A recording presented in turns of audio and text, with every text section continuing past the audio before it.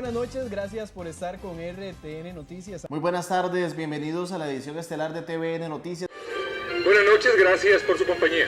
En otras noticias, el chofer de bus asesinado en Guatemala. Es prioritario para el gobierno. En el contexto del Monitoreo Global de Medios, iniciativa que se lleva adelante desde 1995 y en la que hoy participan más de 114 países, además de las estadísticas, reviste vital importancia el análisis cualitativo de cómo se construyen las noticias y cómo esto afecta a la equidad de género. Importa revisar cómo la construcción de la noticia puede hacer ver como algo normal algo que indiscutiblemente no lo es. ¿Cómo pueden justificarse actos contra las mujeres? ¿Cómo podemos hacer ver la gravedad del asunto?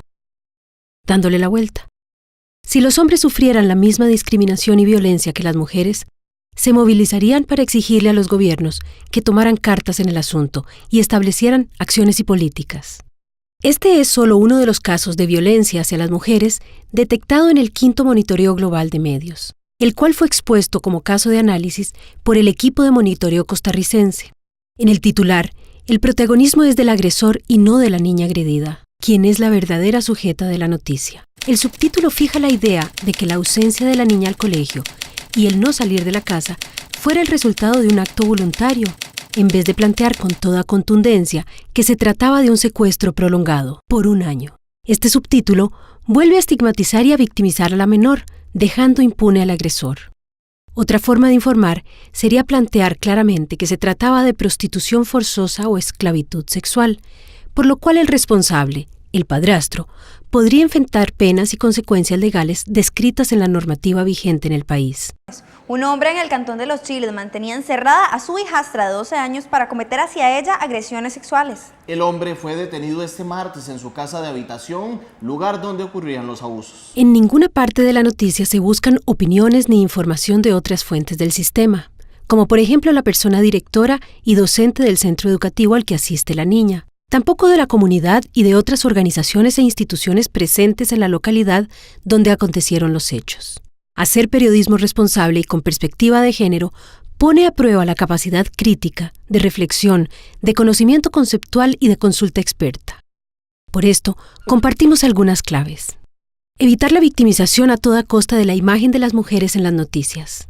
Buscar de forma consciente la equidad de fuentes y voces expertas. Identificar a las personas en sí mismas y no como personas dependientes de otras.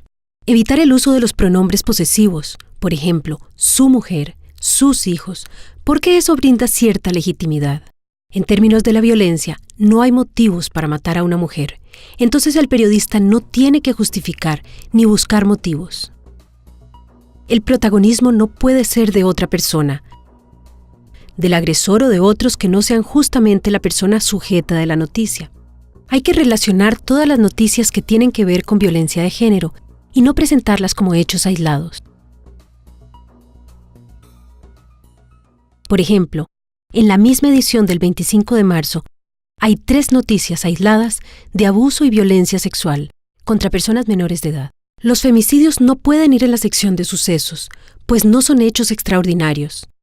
Todos los días cientos de mujeres son asesinadas en todo el mundo. No hablar de los femicidios como si fueran accidentes. La violencia doméstica no es un asunto privado ni individual.